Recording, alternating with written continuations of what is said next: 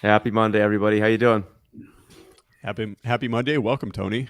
Hey, good morning, Matt. Good morning, Joe. As long Good as you got the morning. right order. Whichever. We're Yeah. Either we're we're basically we're interchangeable at this interchangeable. That's point. right. Yeah. Yeah, that's cool. So I hope everyone had a good weekend. It sounds like you had great weather in New York or Jersey area where you guys are at. Yeah. Yeah. It was pretty nice. I mean, just kind of spent a lot of the weekend outside walking around, and it's very spring-like. I mean, one day the high was almost 70, and then another day it was like Okay. 55. So yeah. Dang. And I was with my Sunday morning bike group yesterday, and we did our usual, turnout to Morristown. It was a glorious spring day. What kind of biking do you do? Like road biking or mountain biking? What kind of biking do you do? Kind of a combination of. I mean, it's funny about that. When I first got it back into biking, I thought I would be really into the trail stuff. But I find I enjoyed the road stuff better. One is that you got to think of, at least in the Northeast, maybe different in other parts of the country, but like Northeast, you get more varied, landscapes on the road. Whereas like if you're going on an old rail trail, well, like all those farmlands, well, all those forests grew back in, so you just go through miles and miles of forest. So I find myself liking road biking better, which surprised me. That's pretty cool. Yeah, Have you ever cycled in Minneapolis? I forget if I asked you this before. no. Really good cycling town. If you ever take a vacation out there, because they have these bike highways that go right through the middle of town. So Oh, it might be cool. worth checking out. Yeah. Yeah. That's cool. What I love Awesome. about actually where I am in of all places, Jersey. You think of Jersey like Sopranos and oil refineries on the Jersey Turnpike, and Meadowlands and swamps, but actually you go to Northwest Jersey, it's like nobody's thought about it. It's like it's this like this little quiet little corner that nobody knows about, and it's like perfect biking country. I'd never thought that. Because Yeah. when I My do think brother, of New Jersey, I think of Sopranos, oil refineries, New York, New York. like New York Yeah. City. Yeah. So With its it's hills and dales and Yep. quiet Yep. little country roads, because basically everybody's racing off to the Poconos. So mm, quiet little corner that nobody knows about. My brother has bears come through his yard. I mean, that's not what people think not of when they Tony think of Bears, Jersey. but No, the bear. no, Yeah. like Okay. I actual. Yeah. knew there was going to be that Hey. there. Oh, okay, all right. Okay. We You know just what killed the happened morning. in this conversation. Okay. Well, awesome. Well, it's good to have you here, Tony. I guess for people who don't know who you are, do you want to give a quick intro? Yeah. Okay. Well, I'm Tony Baer, so it's two four-letter words, and I'm basically I run an independent analyst firm, DB Insight, and my core swim lane is data. And we'll be talking about how with data it means you have to basically know about adjoining swim lanes. But I've been basically following databases since before it was fashionable for about the past, say 25 years, something like that. I did make for about a 5 or 6 year period in the early aughts. It was during the time when, when internet was just killing transaction systems. I did make a detour into middleware, and yes, I went on the 12-step program to recover from being a service-oriented architecture aholic. So I have fully repented for those middleware days. I'm back in data. And generative AI lately. So, Well, He's put it gonna. this way.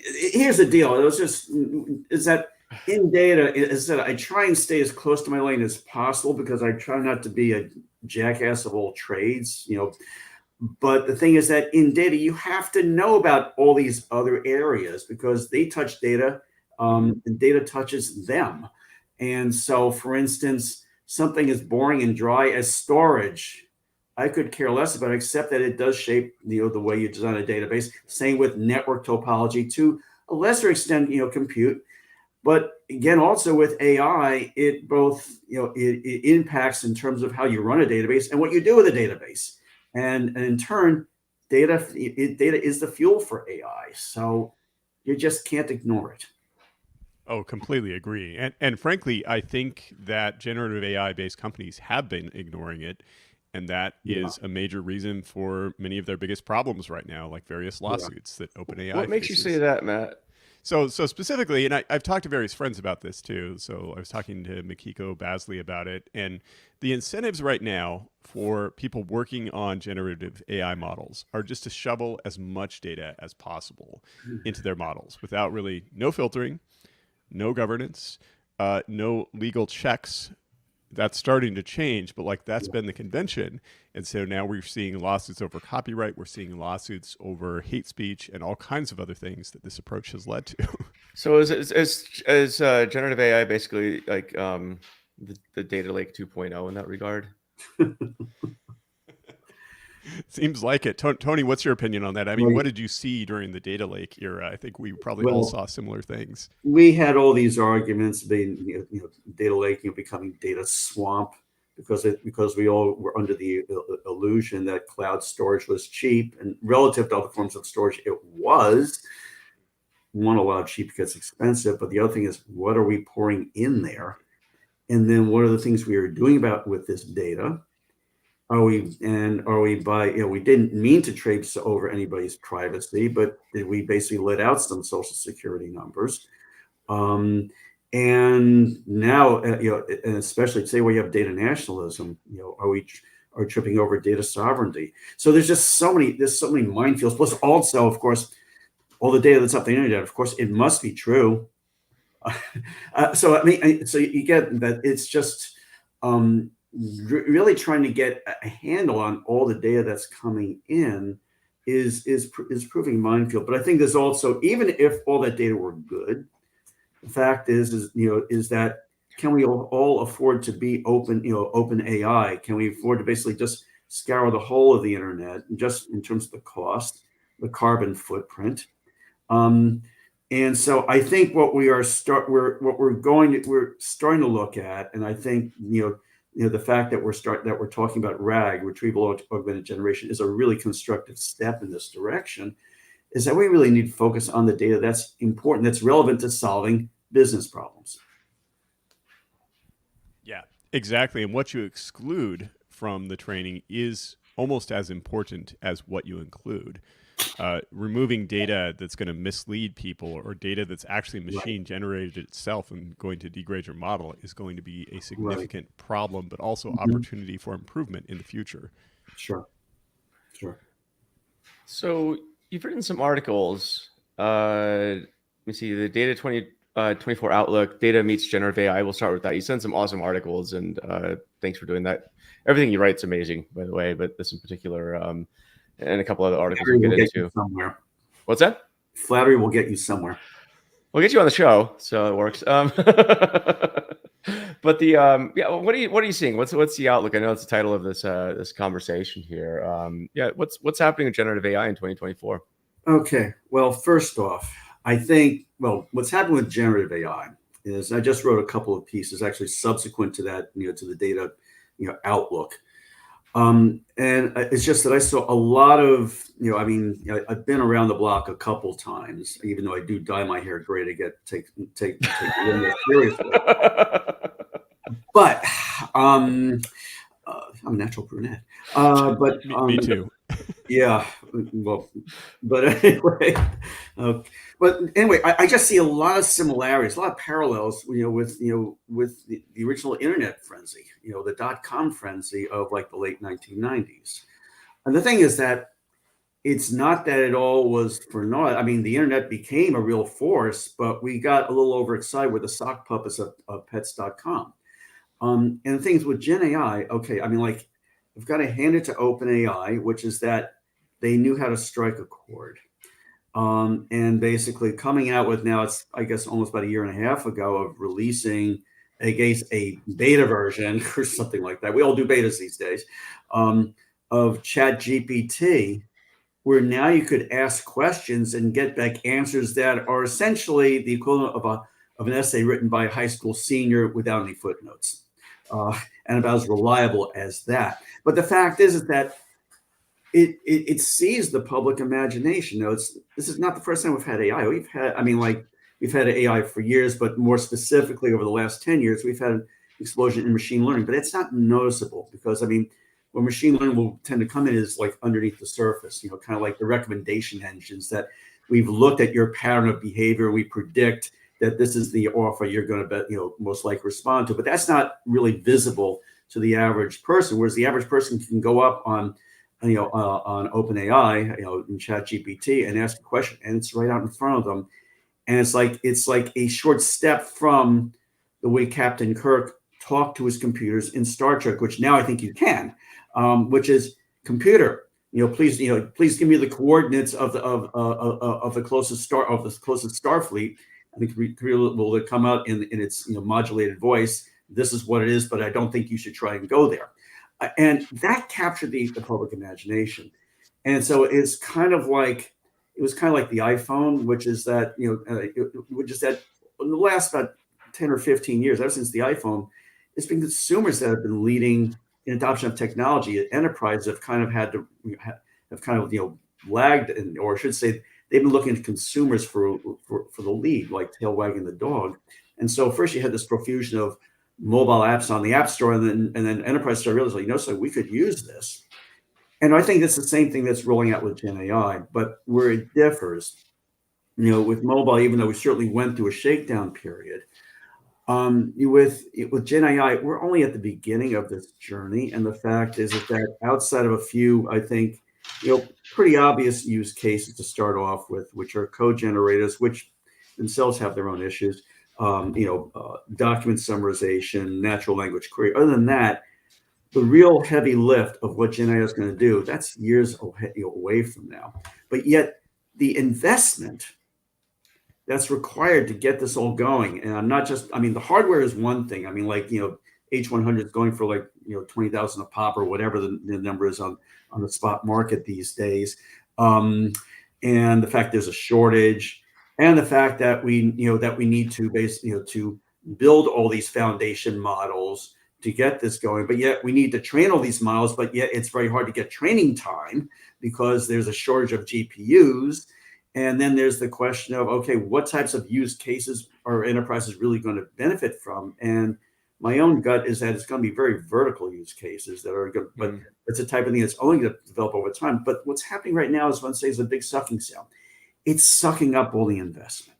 It's sucking up the jobs. We've seen lots of layoffs, not because the big hyperscalers are looking for the business to go down. So they realize they need to change. They need to get rid of some of those marketers, those metaverse folks, and they need folks that are skilled, Gen AI, developers, the people that know their way around that. So it's a huge displacement at the moment. The industry is going to have to spend a lot of money on this, but enterprises are not going to really be paying for this heavily for, I would say, outside of some early use cases, for at least 3 or 4 years down the road. So it's a huge disconnect in the short term. And it is very reminiscent of the dot-com boom, where there was so much money and there was so much excitement. And I would argue, back then it was very consumer-driven, like people getting on their computers, going to websites, but it wasn't making money. Everyone talked about how it would make money someday, and eventually it did. But it took years and years after the crash for it to really make money for people. Exactly. And also, just from a technology standpoint, we started with just very simple, websites. Then all of a sudden we got to, we were able to do some stuff with asynchronous JSON, AJAX. So we started getting slightly more dynamic websites. Then we started to get more transactional websites, but it took time for all this to roll out. And yes, it did, but it took at least about 10 years. It was 10 years past when when the bubble popped, but it did happen. I think another interesting parallel is the security side of things, and I'd love to hear your thoughts on this. But the early web was not secure. They started to do things like SSL, but it just wasn't, in terms of handling secure payment information and such, it wasn't there. It was very easy to hack. And we see a parallel thing with Gen AI, where Gen AI does a lot of really dangerous stuff, like generate really bad answers that can cause problems. What do you think about that parallel? Oh, you mean, are you accusing Gen AI of hallucinating? No, I would never do such a thing. I'm shocked. Okay, I'm not. First off, I'm not an expert on security, but the thing is that I think if you look at one aspect of it, which is basically the reliability of the information, veracity, reliability. There's a huge potential problem there. Especially if I think there are ways to deal with this. But especially if we're basically combing the general internet.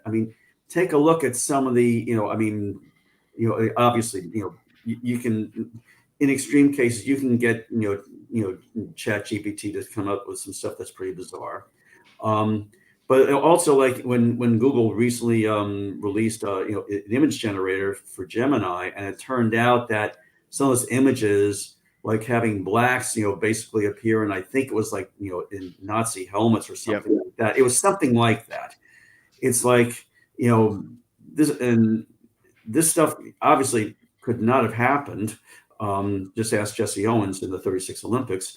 But the thing is that, there is that problem because it's the nature of these transformer models, which is that unlike machine learning, where you basically, it's a mathematical regression, these transformer models, these language models, actually, it's not just language, but I'll just say transformer models.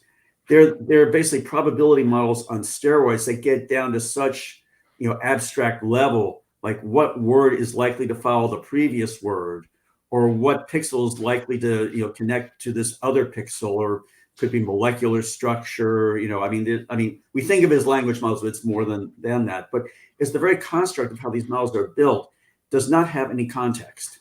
Now, maybe there might be a Gen 2.0 where we could start to put some of that in. I know right now we seem to be trying to edit after the fact, but that's an enormous problem. Where I think it's solvable is when basically enterprises, as I said, I think at least for enterprises, there is an answer, which is stick with your own data. And there, it's less, you make, using the language model, you may get some combinations that are a little bizarre, but should hopefully be easier to spot because you are hopefully the master of your own corpus of data. Hopefully.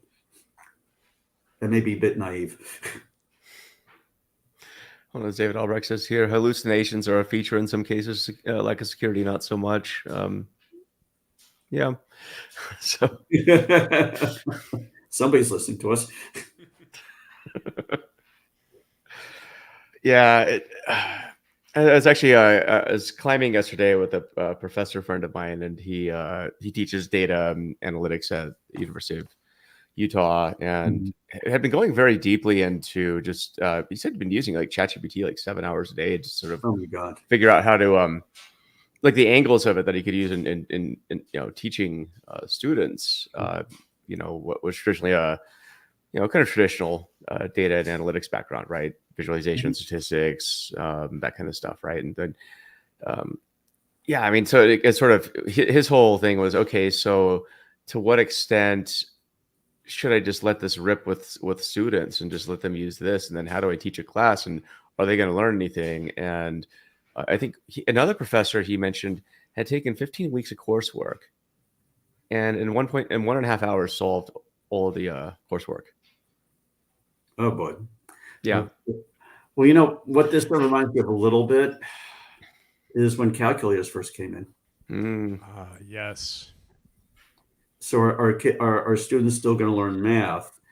And the thing is, there is something to be said for the fact of when you don't do this by hand and you're just relying on something it's a different set of skills. But on the other hand, I'm going to sound a little old-fashioned here, which is that my sense is you should really know, basically, how the sausage is made before you start using machines to make the sausage. But I think it's a really good question that you were having with your climbing friend, which is that you can't, it's kind of like you can't stop, plate tectonics here, and basically these tools are going to be reality, and so I certainly don't have the answers there, but we have to figure out a way to kind of like, how do we use this, but still require that you get to at least know the basics before you start doing stuff. I don't know about you, Matt. I know at the University of Utah, when I was doing my math degree, they didn't let us use calculators. I think the entire course. I mean, for grad school, it really didn't matter that much. Didn't need them. I guess. Like usually calculators were not the issue. Maybe you use them once in a while if you need to do a big calculation or something. Right. I'm trying to think. I mean, we didn't generally allow them on exams when I was teaching math classes, but we also tried to keep the math fairly simple. And if it was something complicated like sine or cosine or log, obviously you're going to do that with calculator, right? It makes no sense to try to do that by hand unless you're working a very specific calculus problem. Oh no, you can figure out cosine of pi over 6 in your head. Yeah. Actually, well, I used to be. Those. That's easy. For sure. The standard angles, like in radians. Yeah, but, for sure. Yeah, I thought that was an interesting thing. I remember my actuary exams, I could use like the the 10x whatever, the cheapest TI calculator you could find, right? Yeah. So it's like you can add and subtract, and that's about it. But yeah, I think I don't know what the guardrails are in terms of teaching, but I think it highlights a bigger issue, and this is sort of more of the existential issue that when I zoom out, this is what everyone's trying to figure out is, okay, so like how is this stuff going to be used? Where does it augment, and actually where does it make us dumber? So because like my whole conversation with this professor was, and Matt and I also teach at this school, but it's how are you going to serve the student in the best way, right? Where they come out being able to use these tools in a productive manner versus using them basically as a cheat, as a comfort blanket, and they actually are worse off in the workplace, because they literally don't know their job function at all. They're just, everything's a chat query. I don't know. Here's a thought, and I'm taking this from, and it's kind of interesting. This is bringing back, some memories of my school days, back in the log cabin. What did you study again in college? Remind Well, me. I was history and journalism, but the irony of all this is that I actually tested best in math. I just got lazy and trig in high school because I didn't have calculators at that point. Like I just didn't like dividing 0.863 by or multiplying 0.863 by 0.367. I just didn't like doing that. I could do it. I just got too lazy. But the thing is that what was really instructive was when in school, when in college, I took an organic chem course for non-majors, and I didn't know it then, but that was kind of like, I didn't realize, but that was actually the next chapter of my life. That's actually what turned out to be my life. I just didn't realize it at the time. And the thing is, what he taught it was, he said, look, we know you're not going to go on in the major, so we're not going to teach this as a memorization course. We're going to teach this as a logic course. And you look at the way organic works. It's basically different mathematical combinations of 4 elements. And so teaching it in that logical manner, if to someone who is not part of the field, gave me a feel for the discipline, to the point where at the end of the semester, we had a chance to we had the choice either take a final or write a paper. So I'll just BS my way through a paper. And it turned out to be fascinating exercise, because I ended up doing a paper looking at the biochemical difference between short-term and long-term memory. And what I found was that once some of these 10-syllable words were defined for me, once the terminology was defined, there was a logic. And so I got an understanding of it. So I think the point I'm trying to make here is that I think a way to teach basically practitioners in a certain area might be to force them to use their skills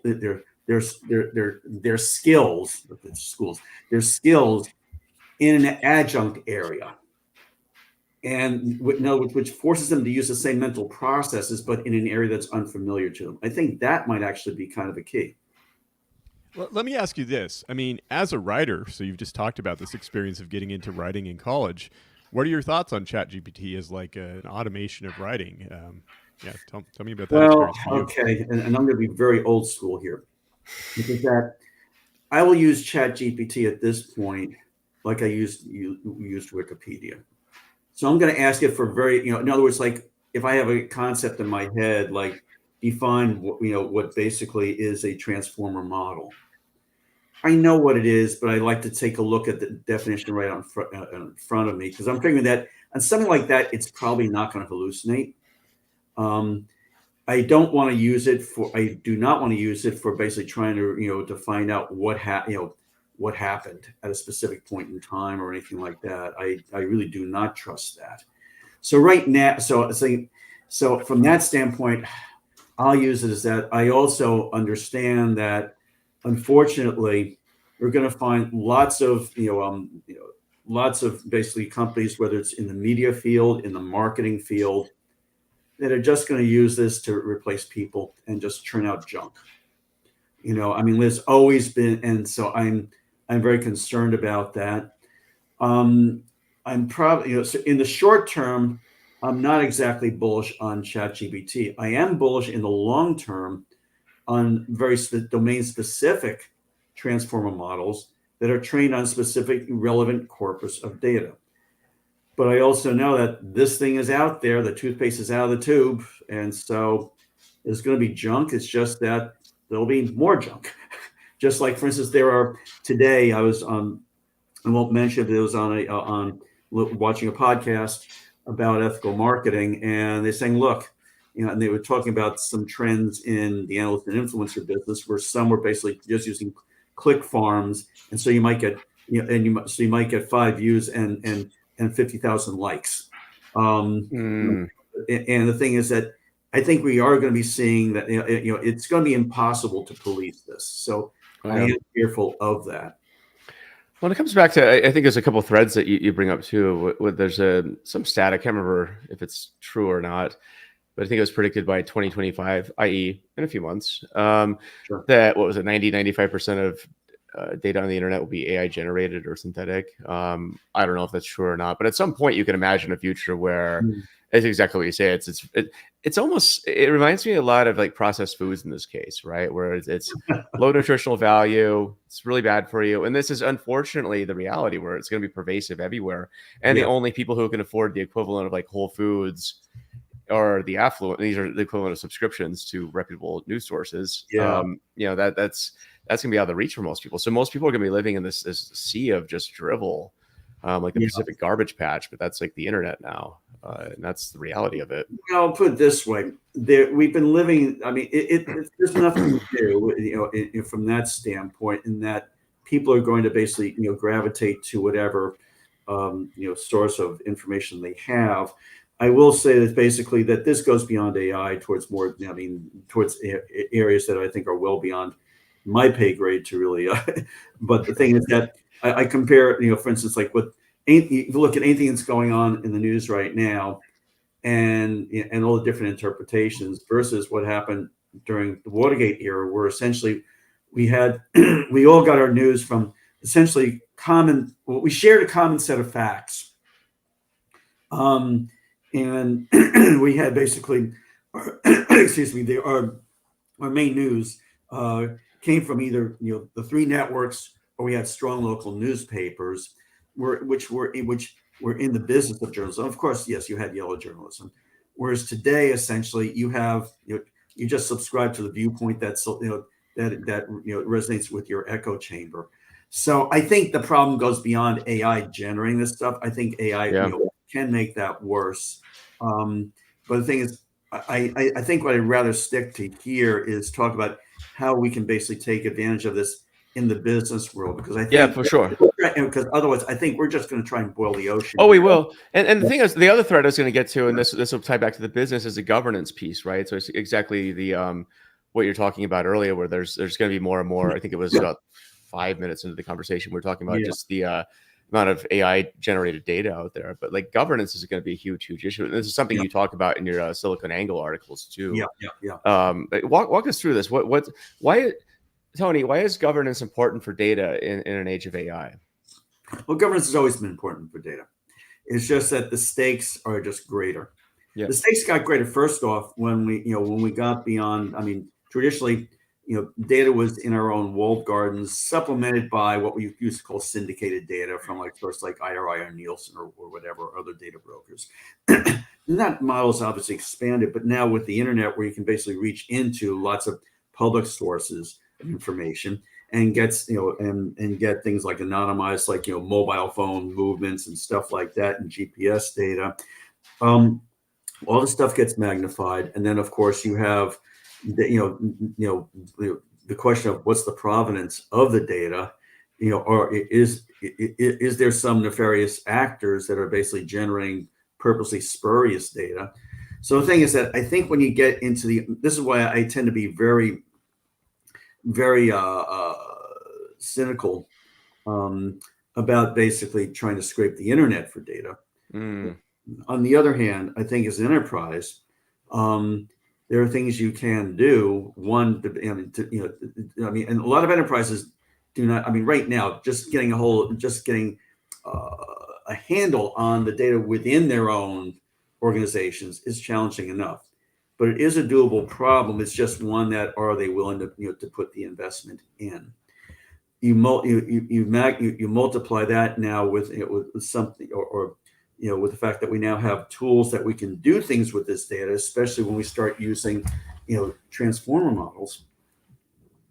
And now essentially, there's some very good uses that they can be put to. I think one of the best uses is the whole idea of document summarization, entity extraction.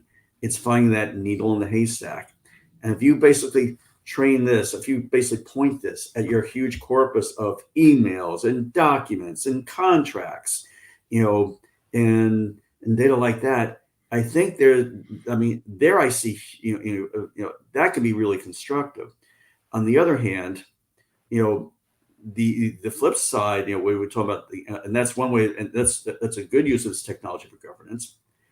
When we start, if we start using all our data, essentially,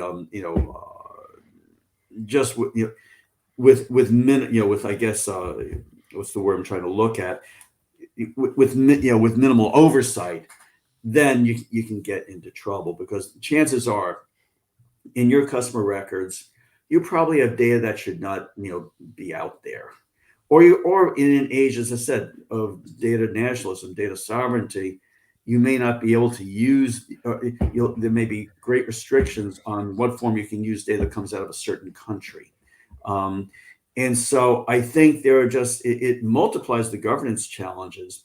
The other thing also is that with transformer models, because as I said before, the way they put this stuff together, it's just they go very low level. It's just they go low level without context. Yep. It raises the stakes on, could something go wrong here? So yeah, I think governance is more important than ever. I think it's more. It's one thing to basically to do governance over, let's say, machine learning, where basically there is a logic to that. There is context to machine learning. There is no context to transformer models, and so that means that you have to put an extra layer of vigilance, and we're still learning our way through that. There are no real answers to that yet. Well, when you kind of backing up too, in this article, you had the giant sucking sound of generative AI. It came out, what was it, a few weeks ago, end of February. I'm just going to quote: a Harris poll conducted for consulting firm Insight Enterprises revealed 2/3 of business leaders reported already using generative AI within their organizations, with just over half citing productivity as the prime benefits. And the main use cases, I'm sort of paraphrasing here, but visualization of data analysis, copilots for summarizing email and other documents, and generation of content. And so, but I can't imagine these are the domain-specific models you're talking about now. These are sort of the general purpose ones, right? Yeah. And that, I guess, in light of that, what are the steps needed for companies to move from using these sort of general purpose tools? For example, right, I use Gemini Advanced in Google Docs now, and I think it's awesome for what it does. It's also extremely limited for what it does. It's a very general tool. What do you think that the bridge is between these Gemini Advanced and the Microsoft Copilots and so forth for today versus these vertical industry domain specific generative AI that you need to get to? Well, first off, I want to put a little bit of context there. My first reaction to that survey was, maybe 2/3 of companies are using it, but it's kind of like a mile wide and an inch deep. In other words, I think it counts companies that are maybe using it just for like a few things. They're tipping. Yeah, I'm sure every company is like dipping their toes in the water, so I don't doubt that. Yep. I think essentially what you need to do is be very disciplined with the use cases. And put this on, and understand it for what it is, and also know your data sources, know what data that you're using for this. And so, if you're just training on your own, corpus of documents, I'd say that's a good thing. On the other hand, if that model is a model that was trained on the internet, it may be making associations from your documents that may be kind of weird. And the thing is that every industry has its own jargon or its own way of using expressions. And I remember there was a case years ago. It had nothing with Gen AI, but just how common use terminology can be just twisted out of context. There was that climate data from the University of East Anglia, and someone was using the term, let's trick the data. Well, they weren't really tricking the data. It was just a term used for basically doing some manipulation. But those that were outside said, see, it's obvious they're falsifying the data. And so those are the types of things that you really need to be really careful about if you're using models. If you're relying on models that were trained on basically just general language usage and not on your usage of language. Let me ask a question about companies, the traditional tech companies, our FANG companies, as we still call them, Yes. having huge piles, huge troves of data versus the small upstarts like OpenAI. Yeah. Do you think that the disruption by small startups is going to continue, where they're going to dominate the big companies, or will those big troves of data that Google, Amazon, Facebook, Meta own allow them to shift to be the dominant players again? That, put it this way, if they don't trip over themselves, then they certainly do have definitely a huge head start. I'll take it even a step behind that, which is that the entry level, the barriers to entry for startups with Gen AI are a lot higher than they were with internet companies, with cloud companies. So let's just even go back to that for a second, which is that when the cloud came in, it really opened the floodgates for startups, because guess what? They didn't have to buy their own servers, their own infrastructure, because basically all the startups back in like the 90s and early 2000s had to buy their own stuff. And then when Amazon came along, whoa, we can just rent this stuff in the cloud and we don't have to buy this. It opened that, plus the fact of easy capital, opened the floodgates. Now, fast forward to today, and just trying to get that, if you want to, start up and build some new foundation models, you need to do a lot of heavy training. You need to get a lot of expensive compute time, which is kind of right now there is a shortage. So that's raised the barrier there. Then of course we have the higher interest rates, and the VCs are certainly not they are giving to the big guys, but they're not but the thing is but clearly venture funding has dropped down. So I think and then you add Matt, what you're talking about, which is the huge data advantage that the FANG companies have, or the Magnificent Seven or whatever. And there are a lot of structural factors that will make it a lot more difficult for startups. On the other hand, as I said, though, big companies can trip. And the thing is, like Facebook, basically, they got, Mark Zuckerberg had this thing for the metaverse and plowed billions of dollars in there. Had he not, basically, he could, that money could have been, could have been funneled, into Gen AI, earlier on. I'm not saying Facebook is suffering real heavily for that. They're big enough that they could absorb it. But but the other thing is, I look at Google, which I think is making some notable progress now. But they basically, their research, they came up with the transformer model. Yet all those researchers left Google. And now, look, I give Google, credit, they're certainly still very much in the game. But just imagine if they'd been able to keep those people. In other words, they would have stolen it. They would have basically had made the first move beyond before OpenAI if they still had all those people. Yeah, I completely agree. My impression still is that Google is such a technology leader, and yet they seem to be tripping over themselves on the organization and business side with this technology in a way that OpenAI is not, where OpenAI was able to capture the public imagination and get this technology out there in front of people very quickly. I agree with you on that, but I kind of disagree a little bit there too, because the thing is, right now OpenAI is this halo.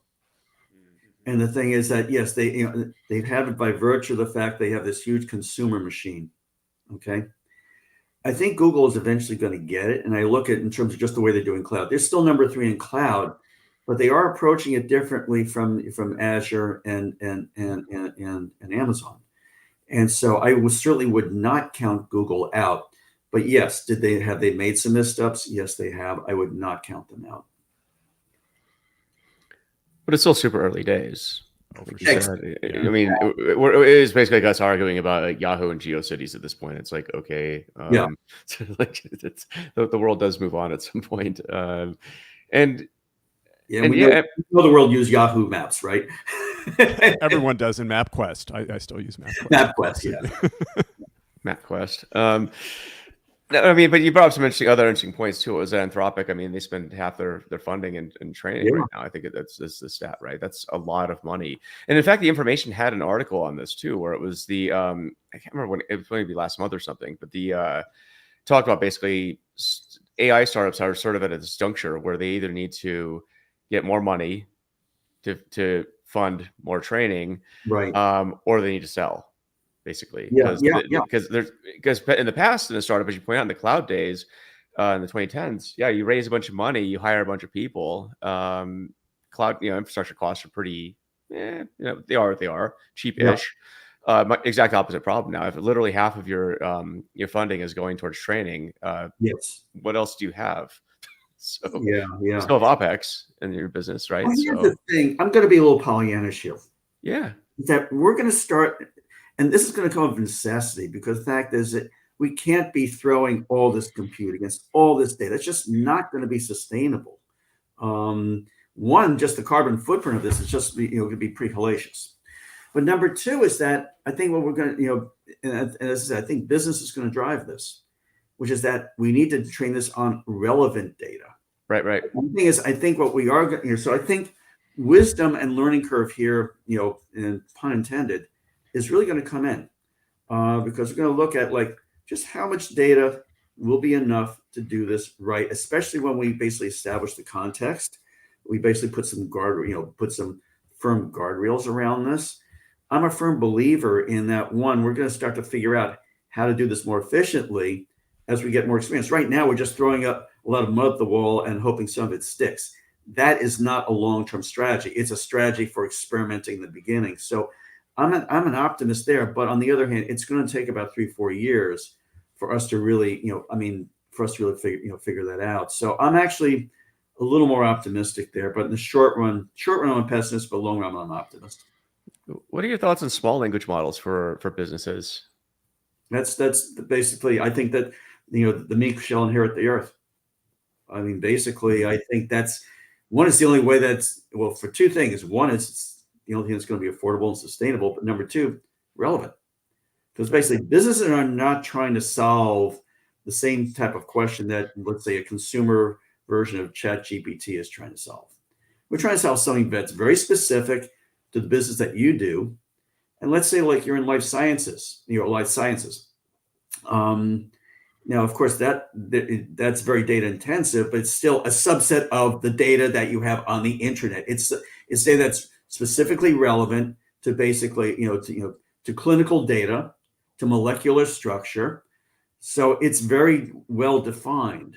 I probably picked a poor example there because that's a very data intensive area, but still, that's going to be a subset of training on the entire internet. And I think, or you're a logistics company.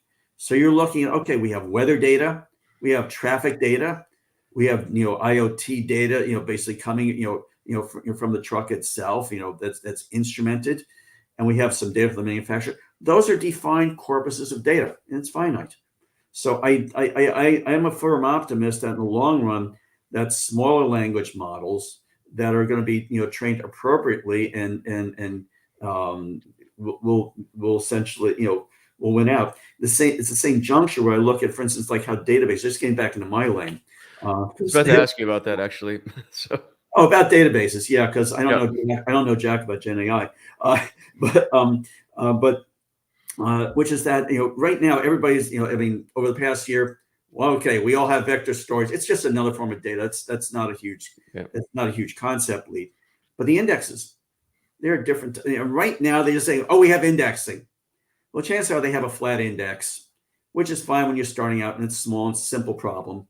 But the thing is that, you look at, let's say, like Pinecone or Milvis, and they each have about a dozen indexes. The fact is, there are different levels and different types of fact search that you need to do, or should say similarity search. And some cases, like if you're generating content, you don't need something that's so exact. Whereas something like I'm doing document entity extraction, I want to find basically did I let out a social security number. I want something that's going to be more exact. And there are different types of indexes. Some use graphs, some use like certain like inverted search indexes, and their variants of the law. So I think you're going to see a lot of innovation there. Right now, data, most of the database folks are basically saying, yeah, we have vector storage and we have a vector index. But I think you're going to see a lot more differentiation going forward. Well, I'm still curious to watch how Gen AI itself will become an indexing tool. And I don't think we're there yet, right? There are so many examples of generated outputs with no references, and we need the footnotes. We need the references to make this work correctly. Yeah. Yeah. Well, that one goes. Well, number one, I think when you basically have a finite model, you can build that in. Obviously, with ChatGPT, where you're doing the whole internet, and that. But the thing is that I think you can. I'm not going to say it's like problem totally solved, but I think it's more solvable when you basically have a defined corpus of data. Number one.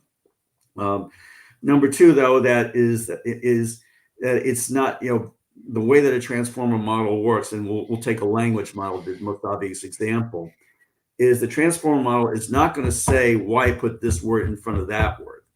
What it can do is say, these are the sources that I got this from.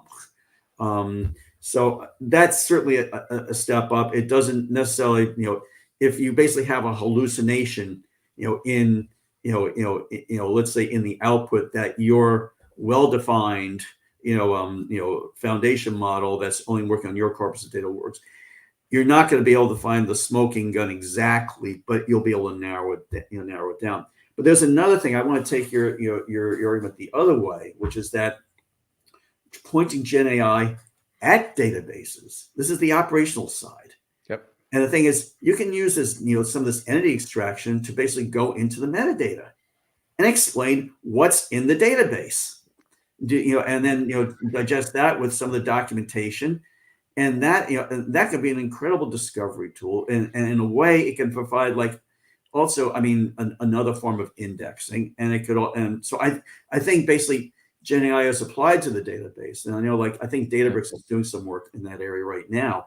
I think will be incredibly helpful. But the thing is, we have to distinguish between using AI to run the databases versus AI to basically to work on results coming from the database.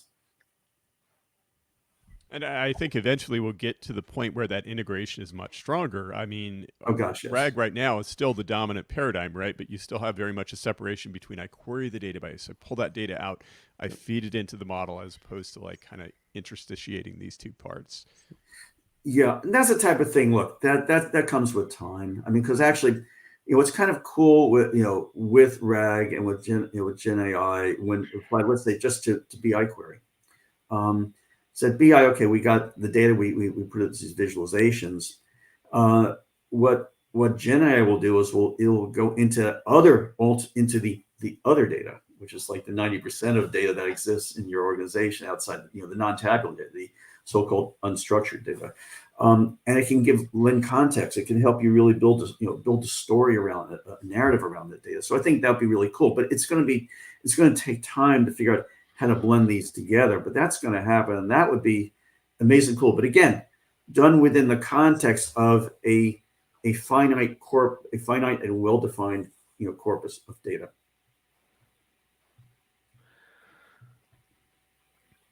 Since you've written your articles, has there been anything else in the data or AI landscape that's you've been really fascinated by? Well, as I said, it's really, Gen AI is really it's the elephant in the room. It's really hard. The fact is, look, I think that this is not exciting, sexy stuff.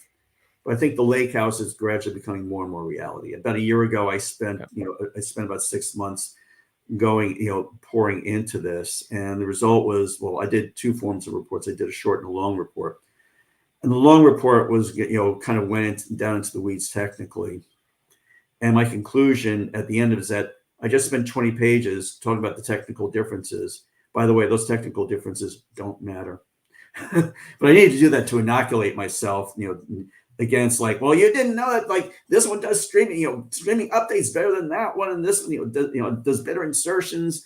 I'm saying in the long run, these are this stuff is so trivial. What's really all about is you have this open table format, which means that this data is now accessible, you can really take it and you can make, and it's a way of, well, I've also called it very often the SQL nerd's revenge on the data lake, in that it's giving you a lot of the basically most of the performance, the ability to govern, that you have in a data warehouse applied to the data lake, which expands the canvas. What's really interesting was there was and I was just doing just commenting on LinkedIn recently. Snowflake has been really aggressive with embracing the Lakehouse. And some investment analyst was talking, was seizing on their latest quarterly report. It says, saying in the short run, we're going to take a hit on storage. And they were ragging about that, no pun intended in this case. And I'm saying, guys, that's a short run term hit. Ultimately, Snowflake makes its money from compute. And that compute is going to be trained on going to be pointed in a much wider corpus of data. This is a win in the long run, folks. Let's not get fooled here. So I'm actually very bullish about the Lakehouse in terms of, to me, it's the natural evolution of the data warehouse. Yeah. And that but that's not going to generate headlines. What's going to generate headlines is Gen AI. You just can't get away from this monster. Last year, around this time, Databricks was give an advanced briefing on, to analysts, and they were focusing a lot on what they were going with their Lakehouse. By the time June came around, it was all Gen AI all the time. That's right. I don't blame them. It's like everybody. It's like it's not that they actually changed their roadmap, but they had to change the focus, because the world basically demanded it.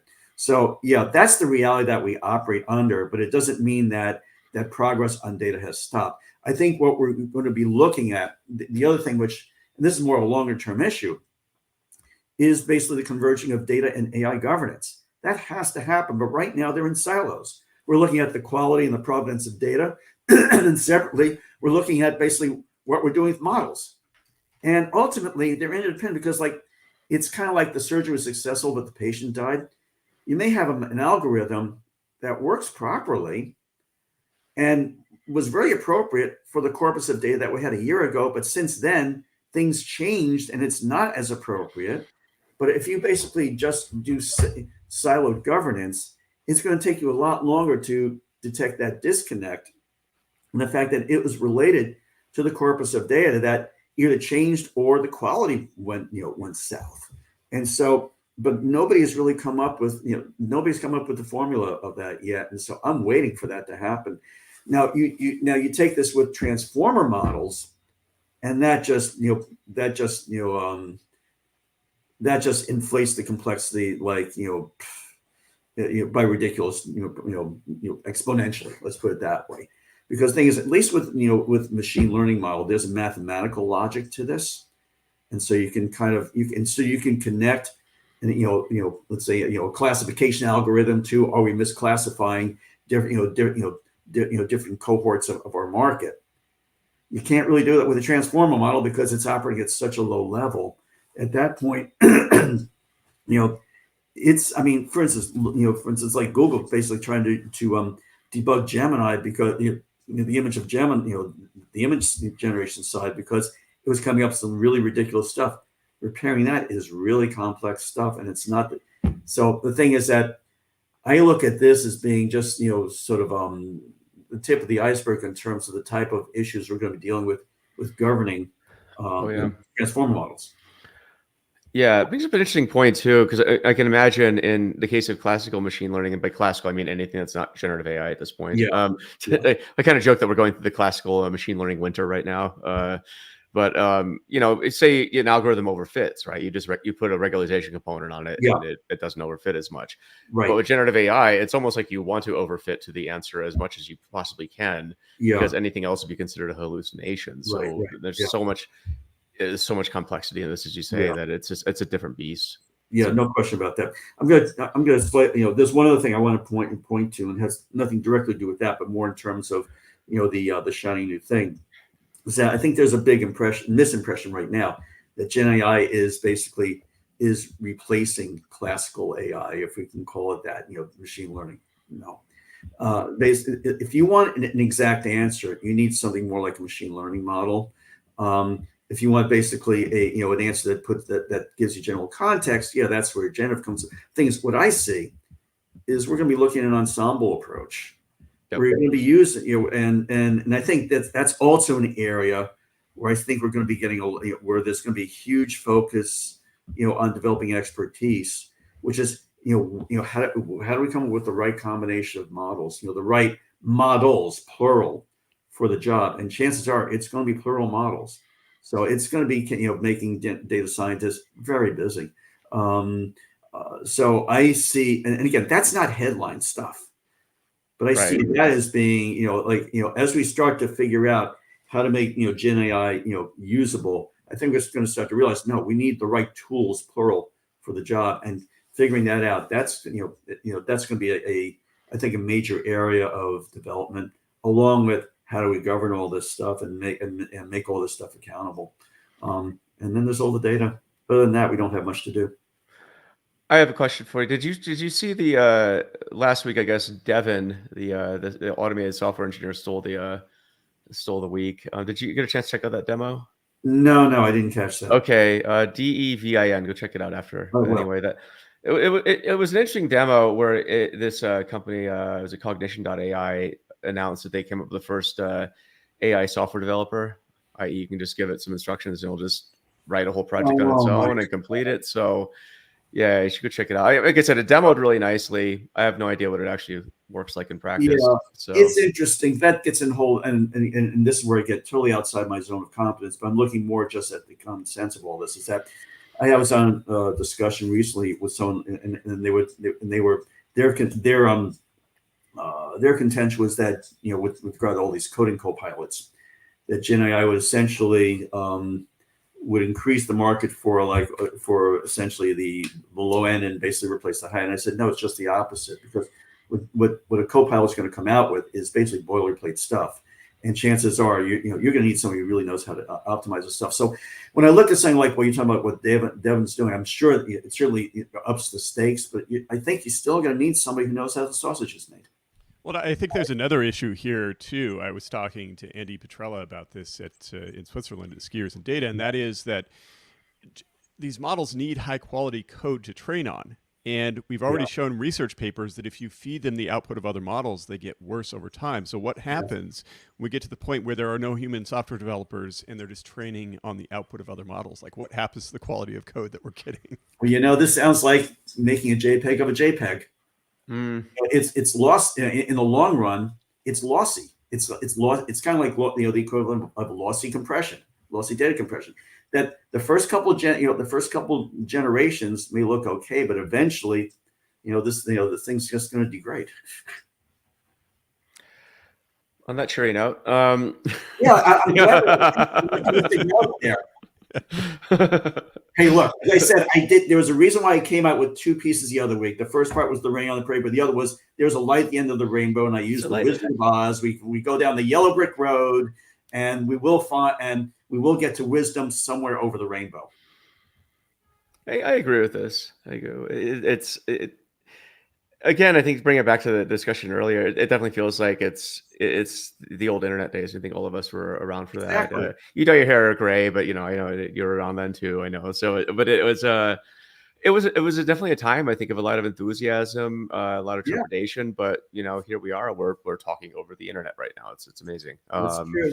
And this it's opened up a lot of things. I mean, we socialize on LinkedIn and all that stuff. So who knows? It's inevitability. We had pets.com sock puppets, but today we have Chewy. Think of that. Alta Vista is my favorite internet example. I was paid for that product placement.